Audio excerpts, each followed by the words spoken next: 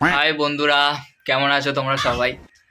তো আবার ব্লগিং শুরু করেছি এই দিদির জ্বালায়। দিদি বলছে যে ব্লগ ফ্লগ কর, তো ভিউজ ফিউজ বাড়ছে, তুই কেন করছিস না? তো শুরু করেছি। তো আমার একটা আত্মীয় আছে, ঠিক আছে? সেই আত্মীয়র তার বয়স আনুমানিক হবে 15 থেকে 16, ঠিক আছে? 15 থেকে 16 তার মা কি বলেছে বলতে সে বাড়ি থেকে চলে গেছে, ঠিক আছে? 2 দিন হয়ে গেছে আজকের নিয়ে। এবার সেই সূত্রে আমি মাকে জিজ্ঞাসা করছিলাম যে মা, আমিও যদি চলে যাই, তুমি কি আমাকে খুঁজতে বেরোবে? মায়ের বক্তব্যটা গাইস তোমরা শুনে না একবার, ঠিক আছে? মা কি বলতে চাইছে। হ্যাঁ মা, তুমি কি বলছিলে আমি যদি চলে যাই তুমি তাহলে কি করবে? ওই তো বললাম তোর ভাগ্যে যে মেয়েটা ছিল সে তো চলে গেছে, তাহলে তুই কার সঙ্গে পালাবি? তাহলে আর খোঁজার দরকার নেই।